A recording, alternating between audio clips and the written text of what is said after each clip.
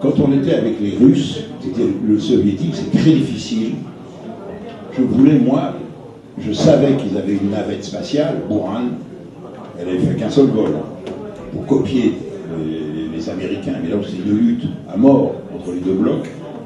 Mais nous, les journalistes, on flairait le pas de tir, on flairait les trucs, mais on n'avait pas accès. Et alors la technique, je me suis dit, avec les Russes, il y a une technique, c'est faut être des mecs, c'est des virils.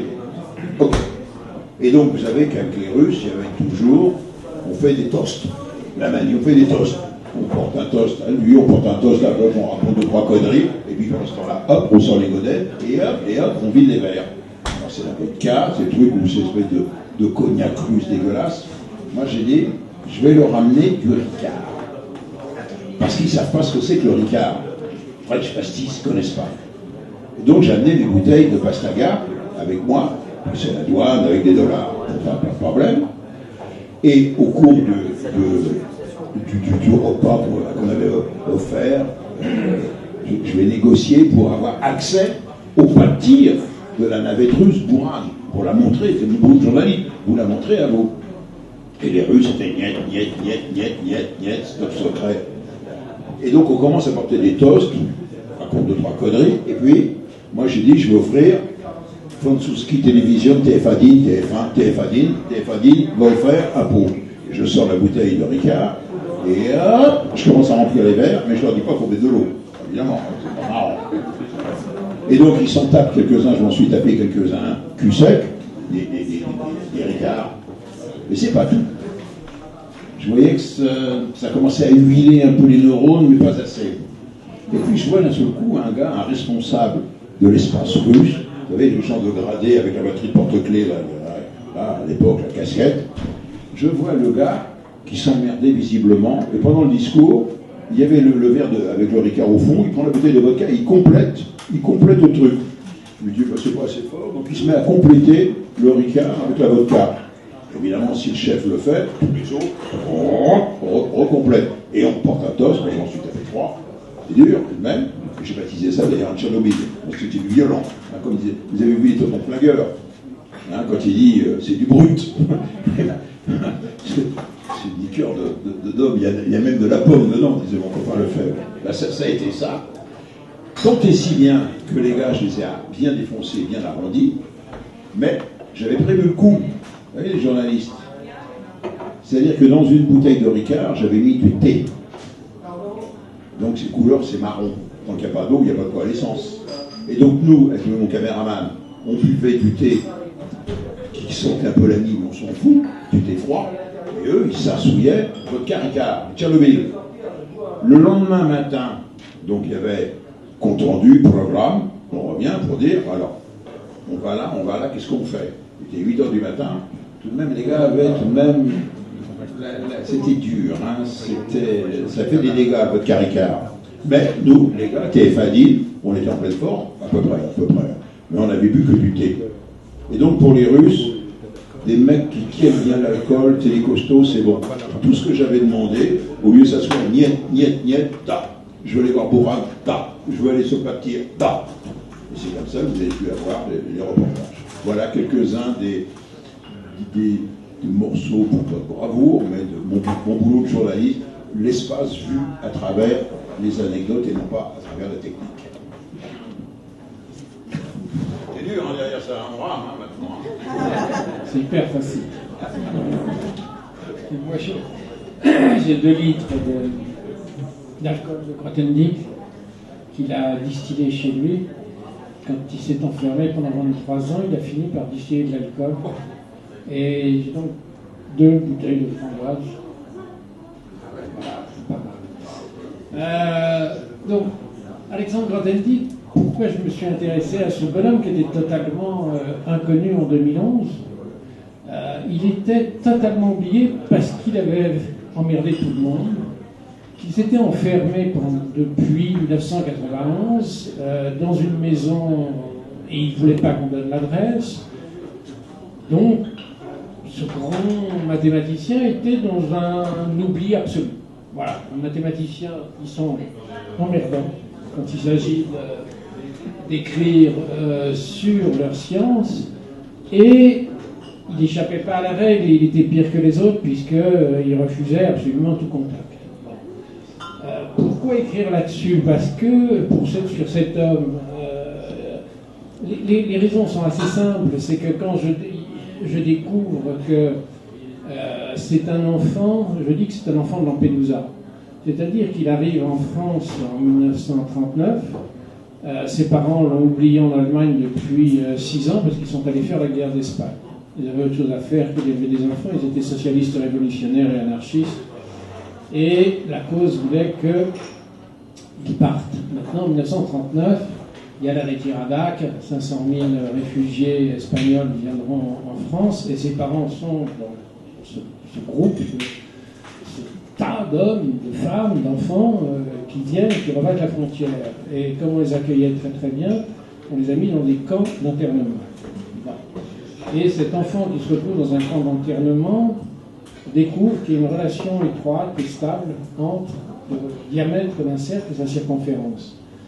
Ça paraît idiot, ça paraît assez bêta, mais à 11 ans, il fonde là-dessus la conviction absolue que son royaume, ce sont les mathématiques.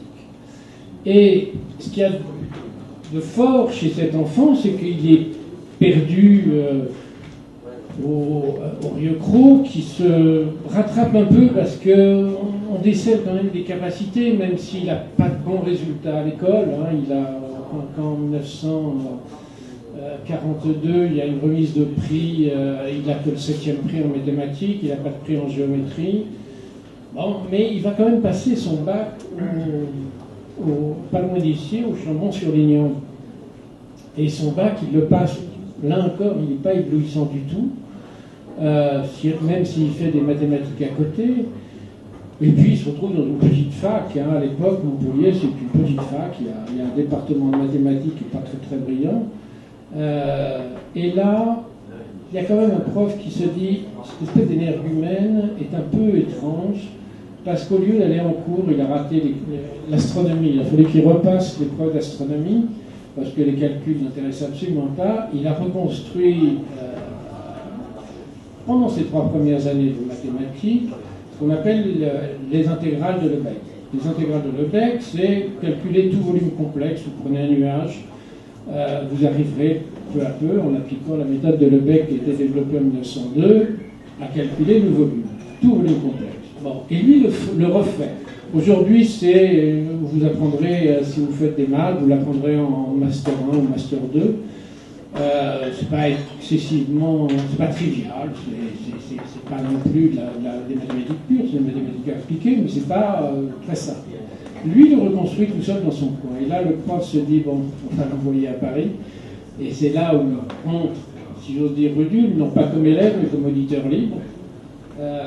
Et là, les gens se disent, c'est un peu bizarre quand même, on va le confier à Laurent Schwartz et à Jean Dieudonné, qui sont 2 grands mathématiciens. Laurent Schwartz sera médaille Fields.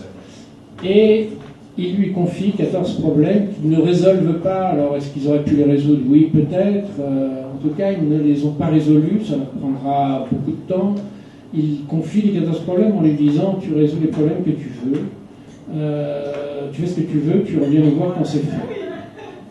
Et au bout de 6 mois, 8 mois, on ne sait pas très bien, il a résolu tous les problèmes. Et Laurent Schwartz, qui se laisse peu impressionner, dit qu'il n'a jamais vu ça et que cet élève a quelque chose d'assez extraordinaire. Et en 3 ans, il va proposer 6 thèses de mathématiques. 6. Une thèse de mathématiques, c'est 3 à 4 ans de travail. Il en fait 6 en 3 ans, une tous les 6 mois.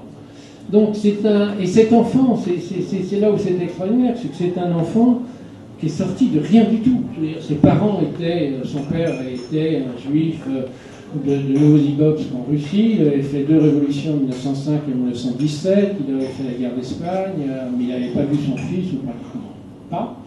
Sa mère a écrit un roman, vivait entre 1939 et 1948 dans une misère absolue. Et cet enfant va se retrouver au milieu du groupe Bourbaki. Le groupe Bourbaki, c'est un groupe de mathématiciens. Au total, ils sont une centaine à passer dans le groupe Bourbaki. À l'époque, ils sont un peu moins d'une vingtaine. et c'est un mathématicien polycéphale, c'est-à-dire qu'ils travaillent ensemble, ils relisent tout ensemble, et ils signent Bourbaki, Nicolas Bourbaki, CEFA, c'est une sorte de collectivisation du savoir. Et il arrive dans ce groupe qu'il va bouleverser. Voilà. C'est-à-dire qu'il leur fait mettre, notamment physiquement, l'équivalent de 500 pages de mathématiques à la poubelle, parce qu'il dit qu'il ne faut pas faire comme ci, il faut faire comme ça. Et il va bouleverser l'école française de mathématiques, il sera Médaille Fields en 1966. Après avoir essayé, Michel Chevalet me demandait qu'est-ce qu'il a fait. En fait, qu'est-ce qu'il a fait? Il a posé des concepts mathématiques. C'est absolument pas un problème solver comme peut l'être Villani ou la plupart des mathématiciens, qui résolvent des problèmes à coup d'intégrales, à coup d'équations, à coup de mesures. Lui, il ne fait pas du tout ça. Il pose des concepts. Et en 1964, quand les Beatles deviennent un groupe qui révolutionne la musique, lui, il pose un concept en disant, voilà, je vois, j'entrevois quelque chose. J'appelle ça les motifs. Et les motifs, c'est une pièce, un bout de concept algébrico-géométrique pour reconstruire les mathématiques aujourd'hui. C'est assez étonnant, et je faisais un parallèle, alors c'est là où les mathématiciens sont emmerdants, c'est que je dis, en fait, il fait ce que Malevich fait en 1915. En 1915, ce peintre russe peint un carré noir sur fond blanc. C'est absurde, ça n'a aucun sens. Il appelle ça le suprématisme. Et pour lui, c'est le bout du bout de la logique de la représentation en deux dimensions. Et je dis, moi, les motifs, c'est la même chose. Pourquoi? Parce que le carré noir sur fond blanc, vous le retrouvez aujourd'hui, vous l'utilisez tous dans vos appareils photo, c'est le pixel. Et ce pixel qui est parti de cette intuition formidable de Malevich, un mathématicien qui connaît bien les motifs me dit « je ne crois pas à ton histoire, je la maintiens ». Et en mars dernier, je vais assister à ce que moi je trouve merveilleux, mais ce qui est totalement absurde, non pas une démonstration, mais un séminaire de mathématiques sur les motifs, où j'ai un jeune mathématicien français qui s'appelle Joseph Ayou, qui passe 1 heure à couvrir des tableaux, 9 tableaux, en montant, descendant, etc., de concepts mathématiques auxquels je ne comprends rien. Évidemment, c'est d'un niveau auquel peu de mathématiciens ont accès, mais à la fin, au bout d'1 heure, il trace un carré.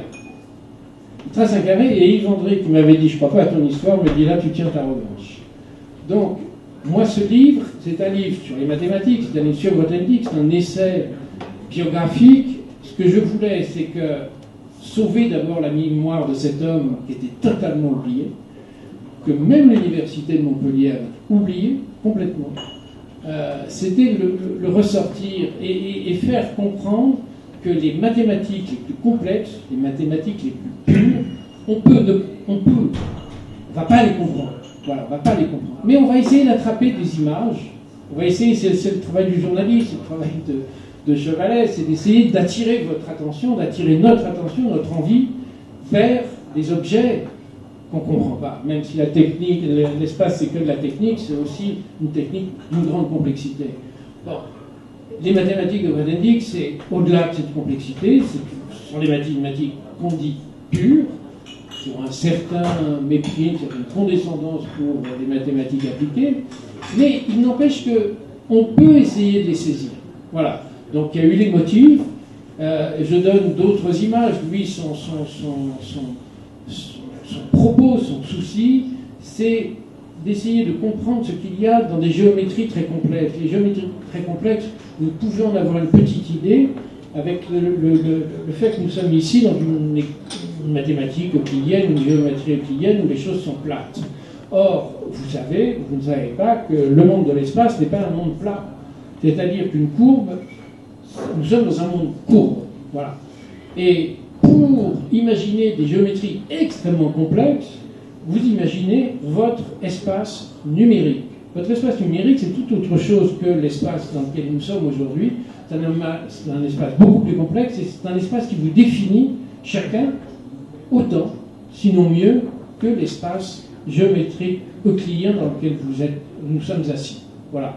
Et ça, ce sont les mathématiques de Grothendieck. C'est cette espèce de vision, de recherche, de concepts, d'idées qui peuvent permettre aujourd'hui ou demain de construire ce que j'appelle des mathématiques contemporaines ou la mathématique. Vous savez tous qu'il y a l'arithmétique, l'algèbre, l'arithmétique, la probabilité, il y a des mathématiques. Le souci de Grothendieck, c'est d'essayer d'unifier tout, la géométrie et l'algèbre notamment et l'arithmétique, pour essayer de faire qu'un langage et qu'on puisse parler de la mathématique.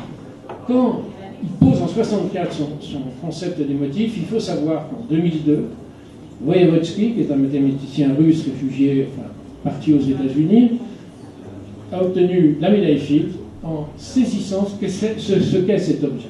C'est-à-dire, en 1975, on pose un concept, 1912, 2000. Est-ce qu'il y a une question? Sinon, moi j'en ai déjà pas mal. Pas de questions? Pour le moment. Pour le moment. Alors, il faut ouvrir le feu. Je vais essayer d'ouvrir le feu. Oui, alors, bon, on a entendu des souvenirs de Michel Chevalet sur ce qu'il a vécu de la conquête spatiale. Je note au passage qu'en principe, les journalistes nous racontent ce qu'ils voient, mais avec Michel Chevalet, il nous raconte aussi ce qu'il a fait. Il a participé à l'action qu'il nous décrit. C'est pas souvent que c'est le cas, à mon avis. Et on a entendu parler d'un mathématicien qui était quand même une personne hors du commun. Donc, la question que je voudrais vous poser à tous les deux, c'est en fonction de ce que vous avez connu des gens que vous avez côtoyés ou interrogés. Donc pour Michel Chevalet, des astronautes, des techniciens, des ingénieurs dans le spatial. Pour vous, Philippe, les gens qui ont connu ce mathématicien formidable qui était Alexandre Grothendieck, qu'est-ce que vous pouvez dire de ce qui fait l'étincelle spéciale qui donne à certaines personnes la possibilité de faire avancer la science, le savoir, la connaissance, la technologie? C'est quelque chose qui fait que cette personne-là va aller plus loin que les autres dans un domaine particulier. La confiance en soi et l'absolue confiance en soi de l'enfant qui un jour constate qu'il a compris. Il a compris quelque chose et lui il le dit très bien dans un ouvrage qui est quasiment illisible et que vous pouvez trouver sur internet qui s'appelle Récolte des semailles. Il raconte très bien comment enfant il ouvre les yeux sur ce qu'on appelle la connaissance scientifique. Il découvre le fait qu'entre une diagonale et une circonférence, il y a un rapport parfaitement stable. Il se trompe, il trouve pas pi, il trouve 3. Mais peu importe, pour lui, il dit que c'est à l'intérieur de lui qu'il va trouver la puissance de compréhension des choses. Et cette confiance en lui, elle est absolument inébranlable. Après, elle s'allie à quelque chose qui est extrêmement important, c'est la puissance de travail de cet homme qui passait ses journées de 15h à 21h avec un élève pour reprendre le séminaire qu'il avait donné dans la semaine, et qui se mettait pour son propre travail à 11h minuit, tout seul, à son bureau, jusqu'à 6h du matin. Et donc il a produit une quantité de mathématiques, il produisait à peu près 25 pages par jour, 15 à 25 pages par jour, et c'est une puissance phénoménale. Et ça, je ne sais pas d'où ça sort de sa forme physique, ça sort de sa confiance en lui aussi. Maintenant, quand tout ça s'enraye, quand l'orgueil extraordinaire de cet homme bute sur la dimension des problèmes auxquels il se confronte, les choses s'effritent, les choses se défont, le chaos s'installe dans son esprit, et il continuera malgré tout jusqu'à l'âge de 66 ans à faire des mathématiques. Après, on part sur quelque chose qui est un peu différent, pour finir dans ce que vous pouvez appeler de la méditation, de la philosophie, ou un délire mystique. Il y a de tout ça. Il n'empêche que la confiance en soi est absolument inébranlable, et c'est ça qui l'amène à penser que c'est lui qui a raison. Mon cas est différent. Là, on est dans la recherche pure, dans les mathématiques. Moi, j'ai eu affaire, j'ai côtoyé les prix Nobel, j'ai fait des grands scientifiques. Moi, dans mon livre, c'est vraiment, j'ai affaire à des ingénieurs, des techniciens, des astronautes. Bon, il y en a un qui est polytechnicien, c'est Clairvoy. Les autres, bon, souvent une licence, ou étaient surtout des militaires, étaient des pilotes de l'armée de l'air, parce qu'on estimait qu'à cette époque, l'espace, c'était des contraintes, il fallait avoir des réflexes, des nerfs d'acier, parce qu'on risquait de sauter avec la fusée, et d'avoir à traiter en temps réel des situations extrêmement complexes. Donc on leur demandait surtout d'avoir des nerfs d'acier. Moi je dis surtout, on ne rend passionnante que les choses pour lesquelles on est soi-même passionné. Et ces gens-là que j'ai côtoyés sont d'abord des gens qui sont passionnés. C'est pas un métier qu'ils ont choisi, c'est une vie. Ils vivent que pour l'espace, comme je traite beaucoup les problèmes d'aviation, malheureusement quand les avions se cassent la gueule, c'est ce que je fais à la télévision, mais je côtoie les pilotes, et la plupart des pilotes sont des gens passionnés. Ils ne vivent, ils ne rêvent que de voler. Et le pire qui puisse leur arriver, c'est que si pour des raisons médicales ou la retraite, moi je suis dans une résidence à l'est de Paris, où il y a beaucoup de gens d'Air France et des commandants de bord, et notamment les gens qui ont fait Concorde. Et Concorde, c'était, si vous voulez, le rang maximal pour un commandant de bord d'être à bord de Concorde. Et quand Concorde s'est arrêté brusquement, Air France n'a pas su, j'oserais dire, utiliser les compétences et l'entraînement de ces gens. Et c'est-à-dire, on a dit, bon, bah salut, ok, voilà, les indemnités est terminée. Et ces gens que je côtoie, puisque je vis à côté d'eux, bah ces gars-là, au bout de 2 ans, ils s'emmerdaient. Et ben c'est Alzheimer, et c'est l'alcool, c'est la bouffe, ils grossissent, ils se laissent aller. Ils ont perdu leur foi, ils ont perdu leur passion. Et les astronautes sont des gens passionnés, ils rêvent tous. Me dit Clairvoy, il a volé 3 fois, il rêverait, mais je crois qu'il est en limite d'âge, et il n'a plus la place, il rêverait, c'est d'être de nouveau voler, et surtout de faire une sortie dans l'espace. Ça c'est le summum, d'être dans le vide, de dire je saute, ils vous disent tous, la porte est ouverte, on a le scaphandre, on voit la Terre qui passe dessous, qui défile, vous savez que vous allez flotter en même temps que la station, à la même vitesse, mais tous marquent un temps d'arrêt, blocage psychologique de dire je vais me casser la gueule, parce que on est programmé, nous, quand on a le vide devant nous, si on saute, si on n'a pas un parachute, on dit j'y reste. Et vous voyez, et ben ça, ils veulent tous ressentir cela. Une autre question? Je vais essayer de parler fort, j'espère qu'on m'entendra. C'est bon? Vous m'entendez tous? Oui. Bon. Donc, dans un premier temps, je voudrais dire que je suis très heureux de rencontrer pour la première fois Michel Chevalet. Parce que lorsque j'étais petit, j'adorais regarder la télé, tout ce qui nous représentait. Je me rappelle qu'un jour... J'en prends un coup sur la tête quand tu dis j'étais petit, on doit avoir 10 ans d'écart. On va passer à une autre question. Bon. Je ne suis pas très doué pour les compliments. Donc, je me rappelle de toutes ces maquettes que vous nous montriez. Donc, un jour, je me rappelle que mes parents étaient venus, j'étais devant une maquette de Spitfire et on m'a dit tu fais ton Michel Chevalet. J'ai dit non, j'en suis pas à ce stade-là. Voilà pour le préambule. J'avais une question qui peut s'adresser aussi bien à l'un qu'à l'autre. Nous sommes en train de développer un projet qui n'est pas seulement local sur Hyperloop, donc le transport à grande vitesse, les tubes sous vide, donc avec le patron d'Elon Musk, le patron de Tesla. Hyperloop. Donc on a pour objectif d'assurer un tronçon entre Saint-Étienne et Lyon avec les jeunes ingénieurs des mines, donc ils sont en train de bosser dessus, ils ont fait une première année, on fait une deuxième partie, il y a un deuxième projet qui se développe avec Boeing entre Bratislava, Vienne et Budapest. Il y a aussi un projet bien sûr en Californie, le pays là-bas de Musk.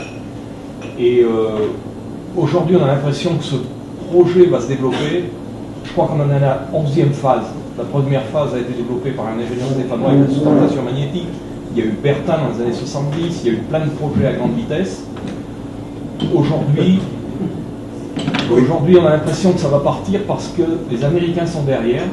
Quand Clément Ader a fait un avion, il a brûlé ses plans. Les frères Wright ont été pratiquement les inventeurs d'aviation. C'est ma réflexion. Quand les de Dion Bouton ou les autres ont fait des voitures, ça a été anecdotique. Lorsque Ford s'y est mis, tout le monde s'est mis à avoir une voiture. Aujourd'hui, les Américains sont dessus. J'observe que dans les revues, style Science et Avenir ou Science et Vie, mais aussi les revues plus généralistes comme Capital, on nous donne des temps de trajet par Hyperloop, donc le 5e moyen de transport dont parle Elon Musk, de 40 minutes entre Paris et Marseille. Ma question est, est-ce que ce projet va bien voir le jour? Ou est-ce qu'encore une fois, il va y avoir des petits blocages ou des atermoiements qui feront? Alors, je connais bien. Ok, compris. Alors, l'histoire de l'Hyperloop, d'abord, c'est pas un truc nouveau. Le problème, moi, j'ai fait, pour votre... Quand j'étais élève ingénieur, on fait des stages dans l'industrie. J'ai fait l'air liquide, j'ai fait des filets du Havre, et j'ai fait des stages à la SNCF. Ancienne SNCF, c'était les années 66. Oui, vous n'étiez pas né, évidemment, vous n'étiez pas né. Et donc j'ai fait les stages de conduite à la SNCF, j'ai fait les premiers autorails, il y avait encore des trains à vapeur, j'ai fait les premiers diesels, j'ai fait les premières machines à courant alternatif, commencé à faire de 25 000 volts, etc. Et j'ai toujours continué à avoir des liens avec les cheminots, parce que j'aime les trains, j'aime les fusées, mais j'aime beaucoup l'aviation, mais j'aime beaucoup les trains. Et j'avais fait une collection de DVD, que certains s'en souviennent, sur les trains, et j'ai fait tous les reportages à TF1 sur l'histoire du TGV depuis 1972.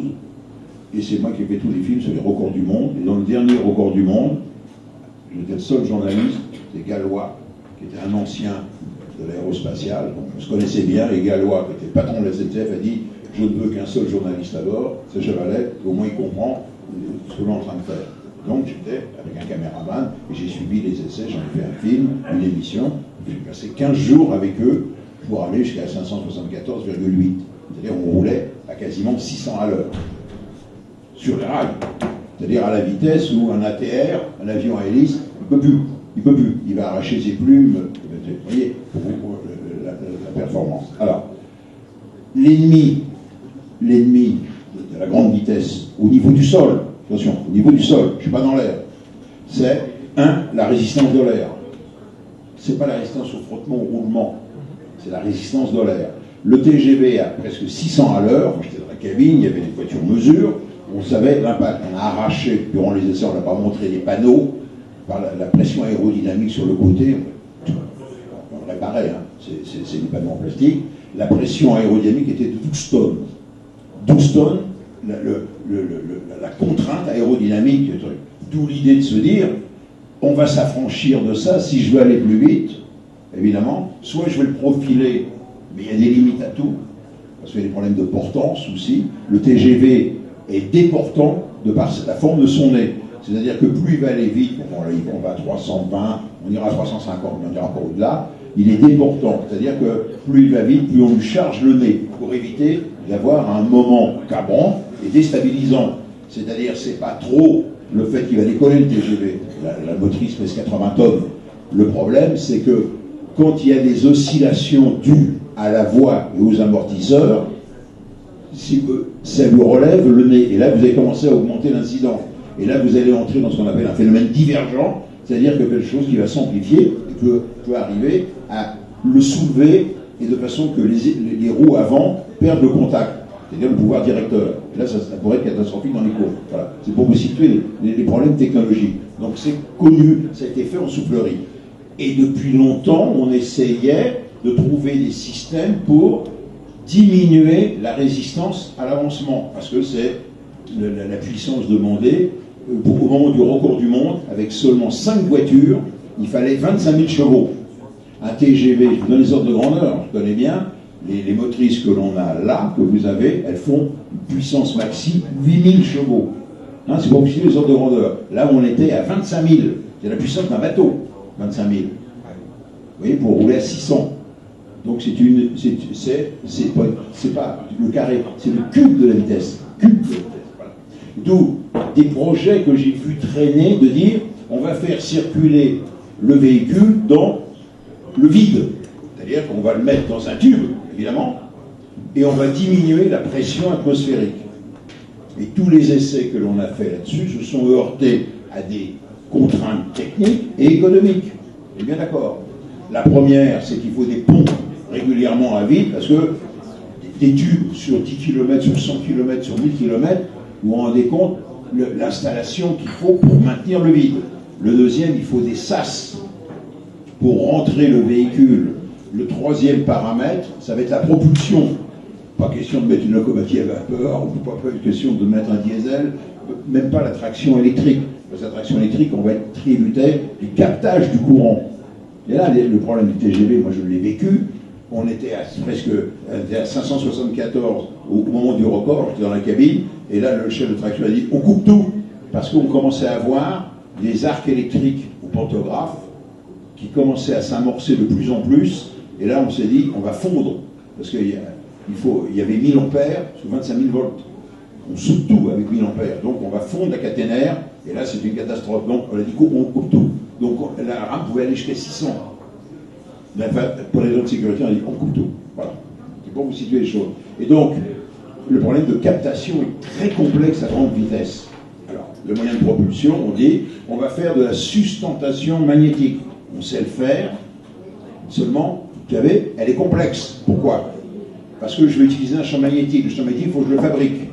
Pour fabriquer un champ magnétique, il faut que je mette des aimants. Pour que je mette des aimants, je mets du courant. Donc vous allez faire une voie avec, c'est le train allemand à Hambourg, j'ai fait les essais, c'est le japonais aussi. Il y a sous la voie, il y a des aimants, des bobines, et puis à l'intérieur, il y a aussi une bobine, mais qui est supraconductrice, c'est-à-dire qu'on refroidit ça à l'hélium liquide. C'est pas simple.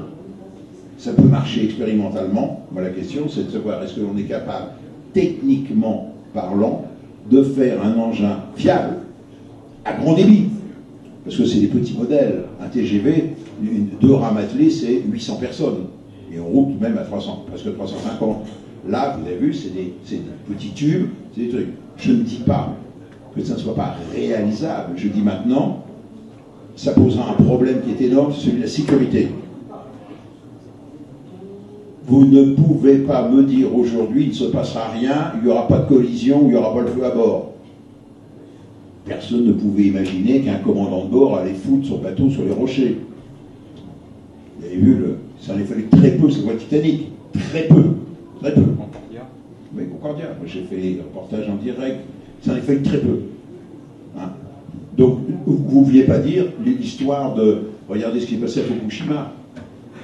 L'enchaînement infernal qui a conduit à faire fondre 3 des 4 réacteurs. Ils ont fondu. Ils sont pas prêts de sortir. Donc, on devient très prudent. Et je dis pour des problèmes sans doute de fiabilité et de sécurité, je doute fort. On en fera peut-être, mais pas sur de longues distances. Ou alors faire comme on fait avec les Japonais. Vous faites l'aéroport entre Nagoya, la capitale Tokyo, et puis comment il s'appelle le nom de l'aéroport, on prend le Transgleb, c'est merveilleux, on est à 400 à l'heure sur coussin magnétique, c'est merveilleux, enfin on fait que 40 km, on n'en fait pas 1000. Voilà. Il y a l'hypothèse Bertin aussi. Alors Bertin c'est autre chose, moi je l'ai vécu. Bertin c'est autre chose. Attendez. Bertin, c'était la mode, après dans les 30 Glorieuses, tout le monde rêvait du coussin d'air. Il y avait les hovercraft. On disait l'avenir, c'est le coussin d'air. Vous vous souvenez? Faire la sustentation. Pour réduire les frottements. Là, c'était la résistance de l'air, mais surtout les frottements au mouvement qu'on cherchait. Et donc, Bertin utilisait un véhicule sur une voie en béton. On la voit encore, elle est abandonnée. Et il y avait une turbine. Enfin, il y avait d'abord un moteur diesel, après il y avait une hélice, et après il y avait une turbine des hélicoptères pour avoir de la puissance, de façon à faire un matelas, un coussin d'air. Mais on s'aperçoit à grande vitesse, je ne sais pas si vous avez pris les hovercraft, je vous garantis qu'à grande vitesse, quand il y avait des vagues, ça tapait et c'est très dur. Le coussin d'air n'est pas confortable à grande vitesse. Parce que pour des problèmes de guidage, vous êtes obligé de monter à grande vitesse la pression. Si vous montez la pression de l'air, l'air ne devient plus un matelas. Souvenons-nous des DS-19. La DS-19, quand tout fonctionnait bien, c'est bien. Vous avez vu les DS, quand après les sphères étaient pour la voiture rebondissait. Donc, c'est une fausse bonne idée, le poussin d'air. Voilà ce que je vous dis. Et donc, Bertin a échoué là-dessus, et puis surtout Bertin a échoué sur un problème qui était double. Le problème, c'est que l'engin ne pouvait être que sur une voie spéciale, et non pas comme un TGV qui part de la gare de Lyon sur des voies normales, puis prend une voie à grande vitesse et rentre à nouveau sur une voie normale. Et après, il continue jusqu'à Saint-Étienne, sur une vieille voie, d'ailleurs, une des premières voies. Alors que là, le Bertin était sur ses rails en béton, et il fallait à ce moment-là, après, refaire une correspondance. Donc des ruptures de charge. C'est pas très bon pour les débits. Et puis le deuxième problème, c'est un problème de sécurité. Supposons qu'il y ait le feu à bord, il ne faut pas dire ça, qu'il y a un gros problème à bord, vous allez évacuer des gens perchés sur une voie à 10 mètres d'altitude, les évacuer, pas si évident que ça. Et donc pour des raisons de sécurité, le Bertin était condamné. Voilà. Et donc là, l'hyperloop, c'est un truc que l'on suit, qui m'intéresse beaucoup. Lorsqu'ils ont fait, là, pour la télé, ils vous ont montré un petit chariot propulsé par fusée. Ça, c'est la mise en scène. Il y a eu Comment la mise en scène. Je vais être beaucoup plus rapide, moi. Alexandre Grothendieck, sur ce type de problème, n'a absolument rien à dire. Sur ce type de problème, Alexandre Grothendieck n'a absolument rien à dire. Il était tellement éloigné des ingénieurs. Bien sûr. Mais c'est passionnant. J'ai des cours, hein. Vous voulez poser une question? J'aurais une question d'ordre plus général, puisque vous êtes dans le domaine de télévision médiatique. Je voulais savoir quelle vision vous avez maintenant des médias actuellement au niveau de la science, puisqu'on parlait de passion. Moi, j'ai toujours été étonné, c'est qu'à une certaine époque, où on connaît tous la nuit des étoiles, c'était toujours le premier week-end du mois d'août. C'était très médiatisé, il y avait une émission avec Thierry Lyon, et soudainement ça s'est arrêté. Maintenant il n'y a plus que Arte, donc il y a déjà moins de personnes qui regardent malheureusement cette chaîne. Pour elle, mais du coup, les autres chaînes, quelle vision vous avez maintenant en 2016 de la télévision et des sciences? J'ai l'impression qu'il y a... Il n'y a pas de nouveau Michel Chevalet, c'est pas compliqué. Je ne vais pas lui passer la parole parce que vous en avez pour une demi-heure. Oui, merci. Juste un problème. Méfiez-vous. Donc, je connais bien. Le public a un double langage. Si vous dites au public, vous pour les émissions scientifiques à la télévision, ouais, vous en faites une. La science, il faut la mettre en image. Ça coûte très cher. Mais, et en face, me disait Patrick Lelay, mon patron à TF1, je lui disais, on va faire un magazine scientifique. Oh, ouais. Et après un jour, il me convoque et me dit, ok Michel, allez, feu vert, un magazine scientifique. Oui, mais enfin, à 23h30, hein. Ah oui. Je dis, attends, 23h30, il n'y a plus de monde. Et puis, tu n'auras pas la publicité. Bon, alors, quel est ton budget? Alors, ça vaut 800 000 francs les 52 minutes, 800 000 balles. C'est ça, les gens. Oh, il dit, c'est trop cher. Il dit, t'as rien compris. Moi, je mets un vieux Colombo que j'achète 50 000 balles et j'ai 30% d'écoute. Tu me fais un magazine scientifique, les gens, j'aurai 8-10% d'écoute et toi, tu me demandes 800 000 balles. Donc, terminé. Après, il y a une question de personnalité, de personne, d'opportunité. À Libération, vous avez un journaliste scientifique. Oui, mais il est parti. Il est parti. Voilà. Et un journaliste scientifique, ça ne se retrouve pas comme ça facilement. Il y a une fille qui s'attache à le faire, qui s'appelle Camille Gévaudan, j'espère qu'elle va y arriver, mais ça prend un temps considérable. Moi, j'écris sur les maths dans l'IB parce que j'ai une fascination pour les maths, mais bon, il faut une personne, il faut... Voilà. Alors aujourd'hui, je crois qu'il n'y a pas de nouveau Michel Chevalet. Voilà. Merci.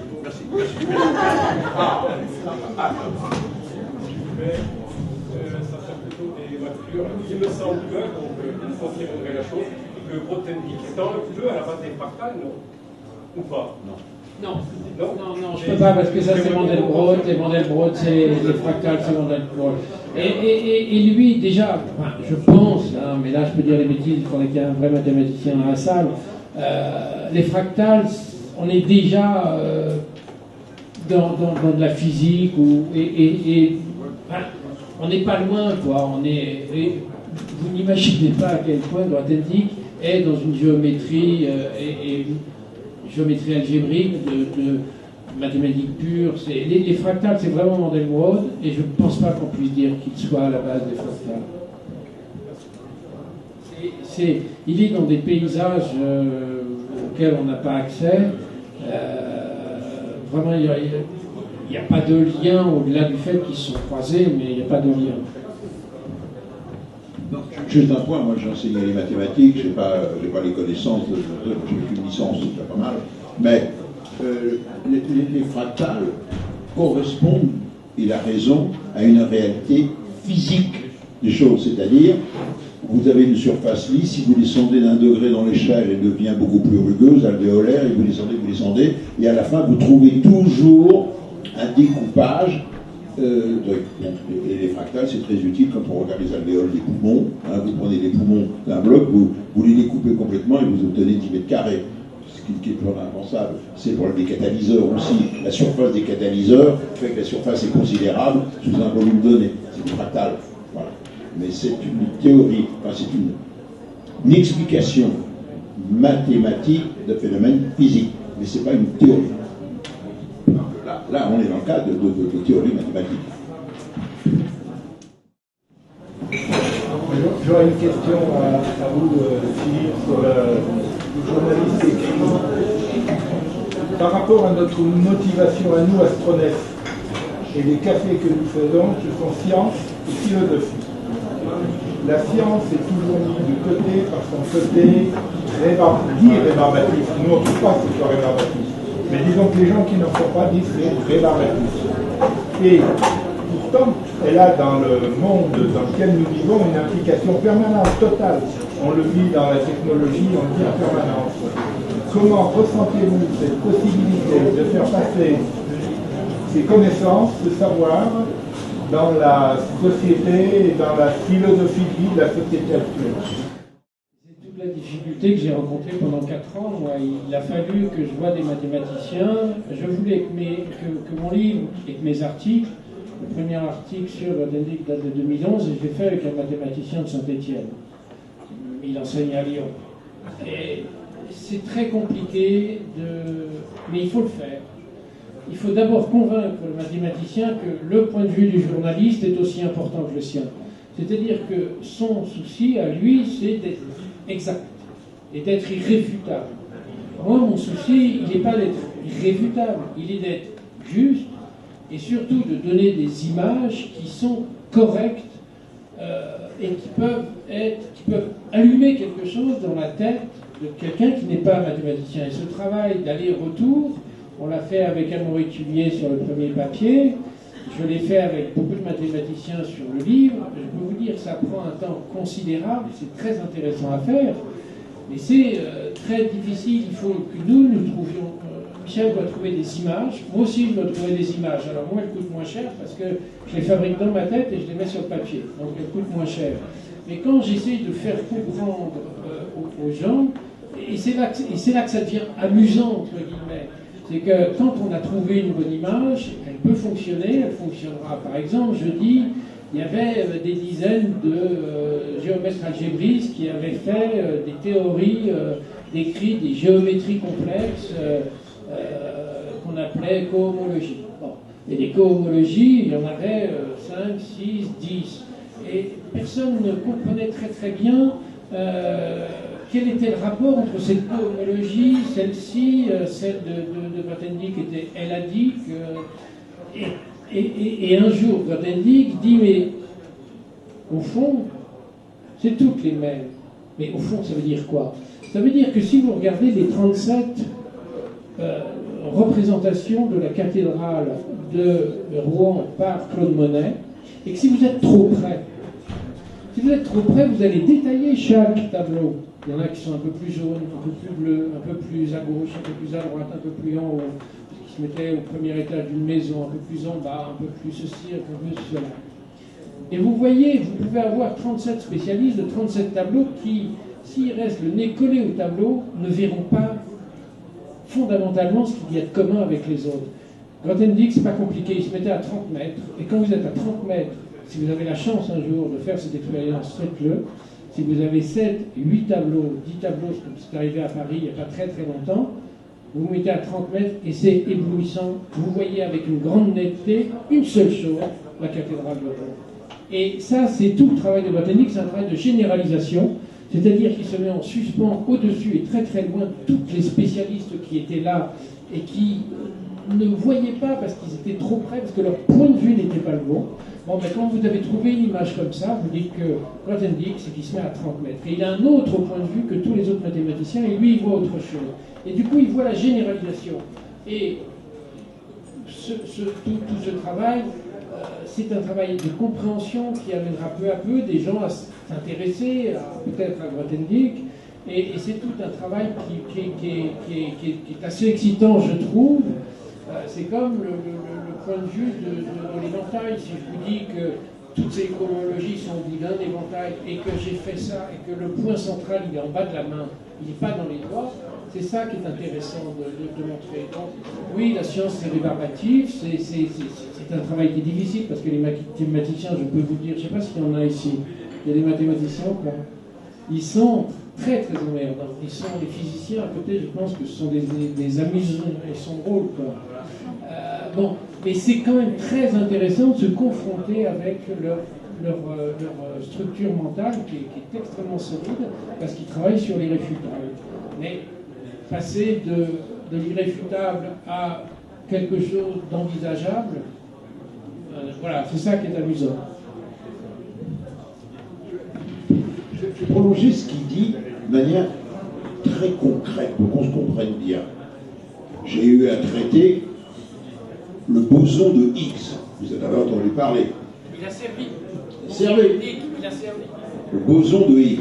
Et vous avez 2 minutes au journal de 20h, télévisé, parce que c'est ça, la donne, et vous vous adressez tant aux physiciens du CEA qui travaillaient là-dessus, les gens du CERN, que ce que l'on disait toujours, Zitrone disait « je travaille pour ma concierge ou Madame Michu ». Voilà, c'est toujours chez nous, c'est Madame Michu. Et donc j'ai eu à faire cela. Donc, Gamberge, mais on a très peu de temps pour gamberger, je savais que c'était sous-jacent par mes copains du CEA au CERN, que l'on allait trouver cette particule du modèle standard. Comment expliquer le boson de Higgs? Eh bien, je vais vous le faire, sans employer un mot compliqué. Qu'est-ce que j'ai fait? J'ai dit voilà, l'homme, par son cerveau, veut tout simplifier et veut toujours trouver derrière des choses compliquées, c'est ce que font les mathématiciens, des concepts simples. Et donc, vous savez qu'on a trouvé qu'il y avait la molécule on a trouvé qu'il y avait l'atome, on a trouvé que l'atome était fait dans le noyau de neutrons et protons, des petites billes, et puis que ces petites billes, en fait, elles sont faites de petits morceaux élémentaires, et il y en a 12. Et donc, j'avais amené un Lego sur la table, puis j'en ai télévisé, hop, et j'ai dit voilà, tout de même, le génie de l'homme, c'est d'avoir trouvé que tout ce qui fait l'univers, il n'y a que 12 briques de base fondamentales, mais reproduites à des milliards et des milliards d'exemplaires, et avec ça, je fais tout, et même nous, les êtres vivants. D'accord, vous suivez. 12 briques élémentaires, on les avait. C'est le modèle standard. Mais pour que ce modèle tienne la route, c'est-à-dire que quand je les assemble, je puisse faire des liquides, des gaz, c'est-à-dire des corps à propriétés mécaniques complètement différentes, il faut des cols. J'appelle de la colle. Ce sont des forces, des cols. Et il y a 4 types de cols. L'homme a imaginé qu'il y a 4 types de cols, 4 types de forces. Seulement, il en manquait une. Dans le modèle standard actuel, j'en avais 3, il m'en manquait une 4e. Et la 4e, dès que j'ai une force, j'ai une particule qui est associée. Ça, c'est M. De Broglie qui a dit ça. Dès que j'ai une onde, il y a une force, il y a une particule, un petit grain. La preuve, c'est que quand j'ai un électron, eh ben, j'ai un champ électrique à côté. Soit je m'intéresse au champ, soit je m'intéresse à la particule qu'est l'électron. Eh bien, cette particule qui nous manquait, elle existe dans l'univers, mais il faut pouvoir la capter. Mais elle n'existe pas à l'état naturel, elle a existé au moment de la formation de l'univers, donc on ne l'a plus. Donc l'homme l'a recréé dans les accélérateurs de particules avec de l'énergie. On appelle ça un boson, c'est un nom, un boson. Et comme c'est Monsieur X, on a dit bah, c'est le boson de Monsieur X. Et voilà. Donc l'homme il a trouvé que tout l'univers tient sur 12 briques élémentaires et 4 types de colle. Bon, dont l'un est le boson de Higgs. Fermez le banc, merci. Le boson de Higgs, c'est simplement une particule qui donne du poids aux choses. Voilà. Alors les physiciens diront de la masse. Une masse. Voilà. Mais alors, ce qui est amusant à propos du boson de Higgs, c'est que finalement, le boson de Higgs, d'abord, Higgs, ils étaient 6 à poser cette idée en 64, donc en même temps que les motifs. Et il se trouve qu'une des équipes qui a travaillé sur les bosons de Higgs a utilisé des mathématiques grothendiekiennes pour rassembler, confronter la masse des données qui étaient gigantesques et les calculs théoriques que l'on attendait. Il fallait que ça se rencontre. Et pour rapprocher les uns et les autres, une des équipes a travaillé avec des mathématiques grothendiekiennes pour dire que Grothendieck était certainement le prince des mathématiciens purs, mais finalement, aujourd'hui, il a servi à quelque chose pour une équipe de physiciens, ce qui pour lui est une erreur absolue. En regardant, en lisant vos ouvrages, on s'aperçoit que souvent les personnes dont vous parlez sont comme je pense tout le monde, sont des personnes qui ont de très fortes contradictions. Par exemple, Grothendieck, c'était quelqu'un qui refusait les honneurs, mais pourtant on ne peut pas dire qu'il était modeste. Je pense que c'est même exactement le contraire. Michel Chevalet, dans son livre, parle d'une personne qui a eu une enfance qui ne semblait pas la prédestinée. Je pense à cet ingénieur malien dont on parlait tout à l'heure, qui a eu une enfance qui n'aurait pas pu permettre d'imaginer qu'il serait un jour professeur à Harvard et ingénieur au JPL. Donc, comment vous pensez que ces personnes qui peuvent faire avancer la science peuvent gérer ces contradictions? Est-ce que c'est un problème? Est-ce qu'au contraire, parfois, elles se nourrissent de ces contradictions en elles? Alors là, à mon avis, vous compliquez les choses simples, pas du tout. Ce sont des gens tout à fait normaux dans la vie, fort heureusement. Bon, un peu tordus par moments, illuminés, tout ce que vous voulez. Mais moi je passe des moments formidables avec eux. Jean-Luc Chrétien, lui, joue de l'orgue. C'est génial, c'est un grand organiste, c'est un maximum, oui, c'est des mecs qui ont bien les pieds sur terre. Clairvoy, qui a volé 3 fois, a bien les pieds, c'est un très bon copain, il a bien les pieds sur terre, parce qu'il n'empêche pas d'être polytechnicien. Voilà, c'est tout. N'essayez pas si vous voulez, on aime bien peindre la réalité, vous voyez, de grands concepts, de grandes théories. Pas du tout. Juste une parenthèse, vous évoquez Che Guevara. Che Guevara, c'est un Malien. C'est un Malien qui avait mal tourné, puis un de ses copains lui a dit, il est venu en France, il vendait des Russes, même il était pickpocket. Un de ses copains l'a mis au boulot, il a eu son bac, il a été à la fac à Jussieu, c'est pour ça qu'il m'a connu, parce que j'ai vu la télévision,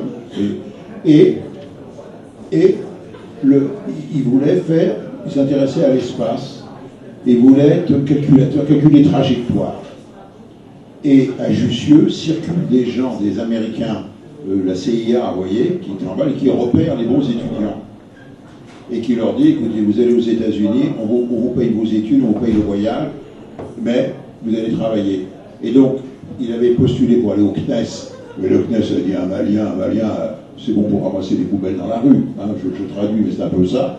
Je raconte ça. Et du coup, les Américains ont mis la main dessus. Il est parti au Caltech aux États-Unis. Il était devenu navigateur spatial. C'est-à-dire qu'il calculait trajectoire. Et c'est le gars qui a calculé la trajectoire de la rentrée sur Mars par le freinage aérodynamique sans moteur, les airbags, vous vous souvenez, l'airbag, boum, boum, boum. Et puis, comme il restait 10 kilos sous sa sonde martienne, il a été voir des étudiants au Caltech, il a dit, les gars, j'ai 10 kilos sur une sonde qui va se poser en douceur sur Mars. Vous avez carte blanche, trouvez-moi un petit robot. Et ils ont fait un jouet, le premier robot qui a roulé sur Mars. Il a été fait par des étudiants, c'est un jouet téléguidé qui est tout petit. Et donc, on connaît le succès de l'opération. Et ce qui est étonnant, c'est que ce Malien, c'est un colosse en plus, il fait 1 mètre, il fait presque 2 mètres, eh bien, il partait avec la maquette de son robot au Mali, dans son village, et il faisait rouler son petit robot téléguidé, vous voyez, sous le baobab. Je l'ai filmé, moi, pour TF1, pour leur raconter, leur dire, vous voyez, là, c'est moi qui l'ai fait. Là-haut, vous voyez, il y en a un petit point rouge, là, ben, c'est la planète Mars, il est là-haut, à, je je sais pas, 200, 250 millions de kilomètres. Ben, je trouve ça soit merveilleux. Vous voyez, c'est un gars qui a bien les pieds sur terre, et pourtant qui a fait un truc étonnant, c'est-à-dire de faire le premier petit robot qui était un jouet. Bon, après, c'était repris, évidemment. Alors, quand on dit qu'il n'avait pas les pieds sur terre, il était pas. C'est un enfant bon, qui est à Montpellier, il ne se rend pas bien compte, il arrive à Paris, il rend compte, il se dit ah, il y a des mathématiciens qui sont plus forts que moi. De 2 ans, il est passé un peu au-dessus, et il s'enferme dans l'IHES, qui est une sorte d'institut qui a été construit à peu près autour de lui, et il ne fait que des maths. Après, en 66, il est Milai Fields, qui a eu un prix Nobel de mathématiques, et en 68, il découvre que on le regarde comme un mandarin. Alors que lui a toujours été, s'est toujours pensé comme étant un déraciné, un prolétaire, quelqu'un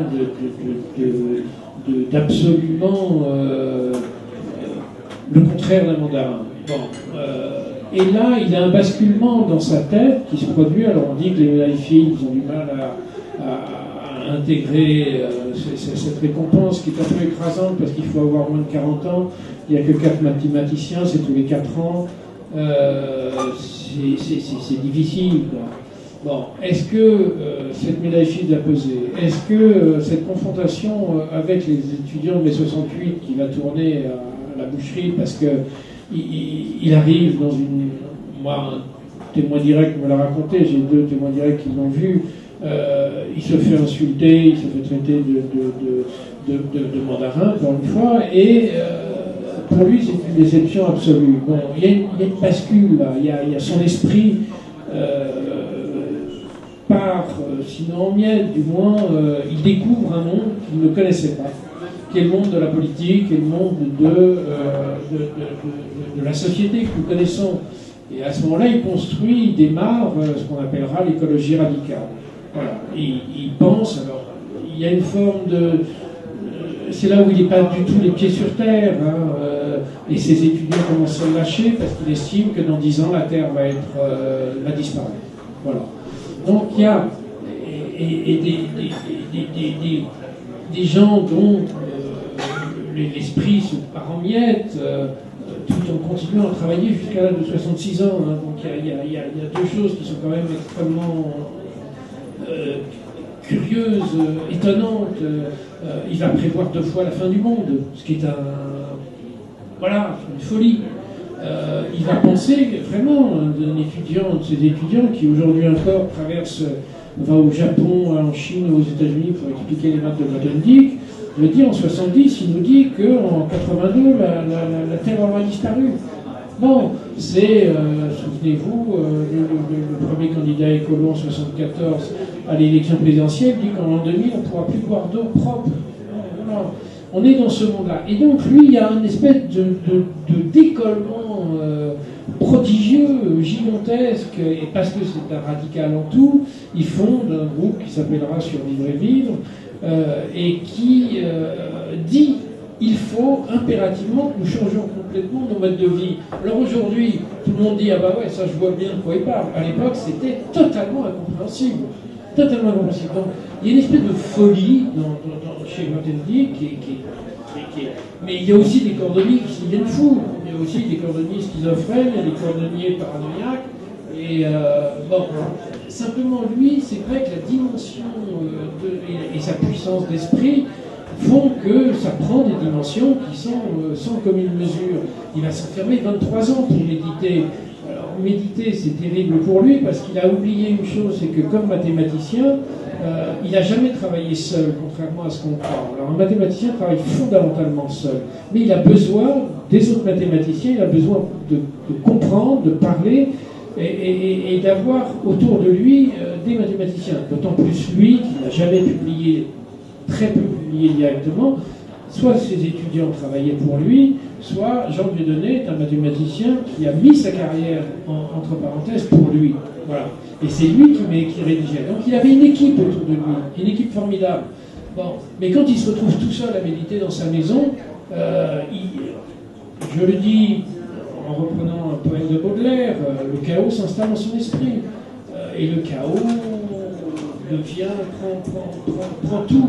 Maintenant, je le trouve, j'ai toujours une immense tendresse pour lui, parce qu'il va écrire jusqu'en août 2014, il meurt en novembre, une espèce de géométrie humaine où il travaille sur les convois de la Shoah, en essayant d'arracher les victimes de ces trains qui sont partis pour Auschwitz ou ailleurs, en les reliant les uns aux autres. Bon, c'est une folie que je trouve à la fois belle et poignante, et c'est fausse face au diable.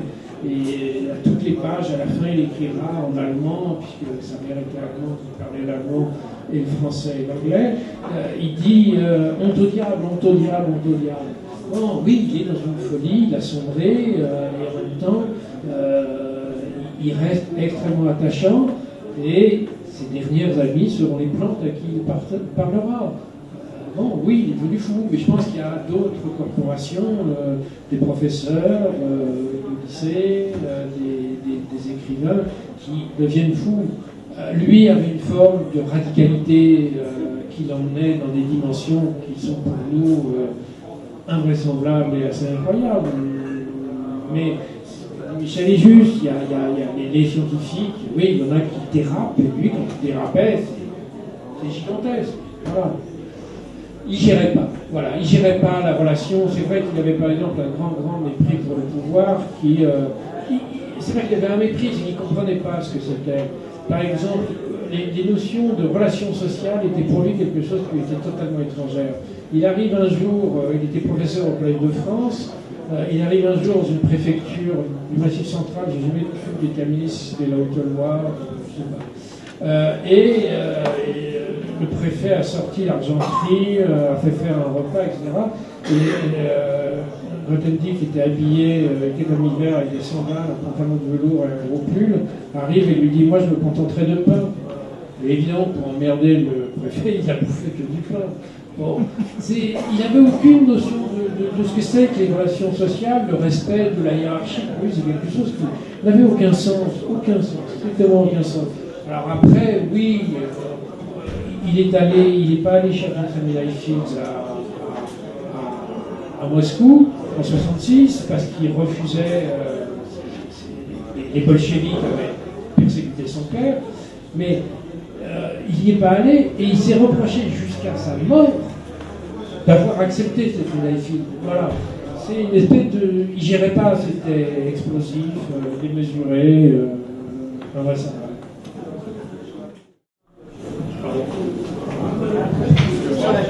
Je pense que vous êtes en train, et c'est tout à fait ce que je pense fondamentalement, je suis un petit peu de mathématiques. De la physique, des maths, ça n'a rien à voir. Je ne connais pas de physiciens géniaux complètement tarés. Einstein était un peu bizarre. Mais regardez les films, regardez les mathématiciens, vous prenez donc Sorus qui a reçu le prix Nobel, Grothendieck, prenez Cantor, quand il parlait de l'infini, je le vois mais je ne le crois pas, il est devenu fou. Prenez Gödel, qui refusait de tout bouffer parce qu'il croyait qu'il était devenu paranoïaque, il a eu raison. Mais c'était tous des gens qui vivaient dans un monde abstrait, et je comprends qu'on décale complètement de la réalité. Et c'est la physique et les maths, c'est pas pareil. Enfin, fondamental, hein. Quand on fait de la recherche fondamentale. Oui, il y a un vertige. On est plus dans le monde. Il y a un vertige parce qu'il est face à Dieu. Quoi. Et à un moment, à la fin de sa vie, il passe son temps à être face à Dieu, qui a permis de récupérer un peu. Puis, il a des fascinations qui sont tout à fait étonnantes. Un jour, il est fasciné par je ne sais quelle sœur qui se serait nourrie que de. Ok. Oui, il y a une confrontation qui est vertigineuse. À Dieu, à la création. Mais bon, je pense qu'il y a aussi des cordonniers qui sont dans ce cas. Qu'est-ce Asperger, est-ce que le diagnostic, peut-être il y avait une sorte de Asperger parce que. Alors, c'est une hypothèse que je ne peux pas vérifier parce qu'aucun psychologue, aucun psychiatre ne l'a approché. Et il n'a jamais été diagnostiqué, donc moi je ne sais pas le diagnostiquer. Maintenant, c'est possible. Il avait, alors, tous les Asperger ne sont pas asociales ou n'ont pas de difficulté. N'ont pas de difficulté. C'est pas parce qu'on est Asperger qu'on a une difficulté à avoir des liens avec autrui. Bon. Donc, parce que lui, par exemple, était humainement quelqu'un d'extrêmement chaleureux. Hein. Ses élèves, au départ, il sera fâché avec tout le monde, mais au départ, ses élèves parlent de quelqu'un de très chaleureux, de très amical. Alors, à la fin de sa vie, il pouvait voir des gens avec qui il allait se fâcher, mais entre-temps, il avait un comportement social à peu près normal. Maintenant, est-ce qu'il était Asperger? Oui, peut-être, mais personne ne l'a diagnostiqué. Bien, avant que nous passions du côté obscur de la force, par vos questions, je pense qu'on va clore le débat. Le débat était passionné. Vous avez eu en face de vous des écrivains qui manient bien leur sujet avec une passion que nous ont communiqué. Merci à eux. Merci beaucoup d'être venus nous communiquer cette passion, vos recherches et cette passion. Encore merci, et merci à vous, public, d'avoir pu discuter. Merci à vous, merci à la ville de Saint-Étienne, et puis